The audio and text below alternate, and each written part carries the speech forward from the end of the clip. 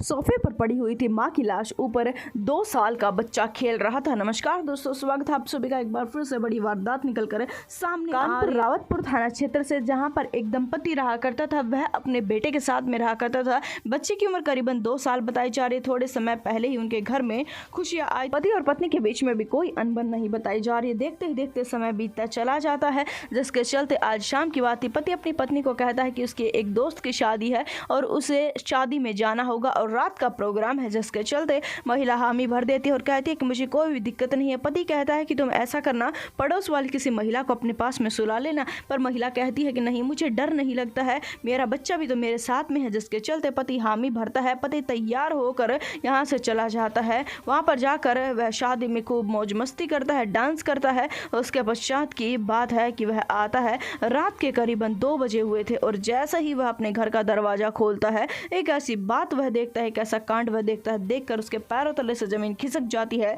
वह देखता है कि उसकी पत्नी की चूड़ियां टूटी हुई थी। पत्नी की लाश बेड के ऊपर गिरी हुई थी। लहूलुहान हालत में उसकी पत्नी थी और उसका छोटा सा बेटा माँ की लाश के पास में खेल रहा था। उसे पता ही नहीं था कि उसकी माँ की मौत हो चुकी है। जिसके बाद में ये देखते ही वह भागा भागा अपनी पत्नी के पास में आता है, अपनी पत्नी को उठाना शुरू कर देता है और कहता है कि क्या हो गया। बार बार पूछने के बाद में भी उसकी पत्नी जवाब नहीं दे रही थी। उसे इतने ज़्यादा खून आ रहे थे कि उसे उठाकर अस्पताल में लेकर जाता है। आसपास के लोग भी आ चुके थे उसकी मदद करने के लिए। अस्पताल में जाते ही उसे मृत घोषित कर दिया जाता। पति को काफ़ी बड़ा धक्का लगता है कि ये हुआ तो क्या हुआ। तुरंत ही वह पुलिस को बुला लेता है और पुलिस को बुलाने के पश्चात में पुलिस उनके घर पर आ जाती है। मौके वारदात पर छानबीन करने की कोशिश करती है। छानबीन करने के बाद में पूरे घर की तलाशी ली जाती है। कोई भी ऐसा सुराग नहीं मिलता जिसके चलते ये तय हो सके कि कोई बाहर से आदमी आया था। पति से इस बारे में बात की जाती है तो पति का कहना यह था कि एक चाबी उसके पास में थी, उसने बाहर से ताला लगाया था, बाहर से कोई भी आदमी नहीं आया होगा।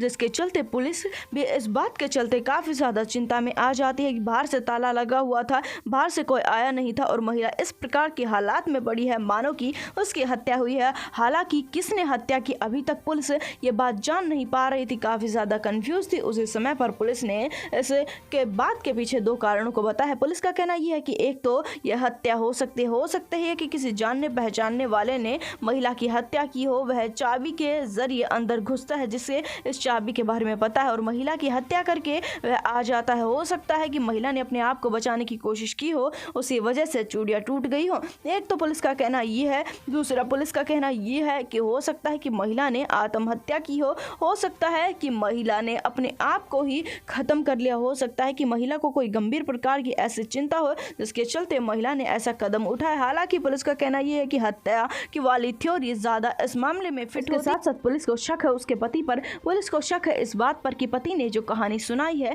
वह झूठ मूठ की भी हो सकती है कि उसके पति को किसी भी शादी में नहीं जाना हो। वह अपनी पत्नी से झूठ बोलकर जाता जरूर है, पर आसपास के लोगों को ये शक ना हो कि उसने अपनी पत्नी की हत्या की है। इसी वजह से वह जाता है और वापस आकर अपनी पत्नी की हत्या करके भाग कर चला जाता है और 2 बजे आता है। जिसके चलते पुलिस अभी इस मामले में जांच कर रही है। इस वारदात को जितना हो सके उतना शेयर कर दे, चैनल को सब्सक्राइब कर दे। हम आपसे मिलेंगे एक बार फिर से।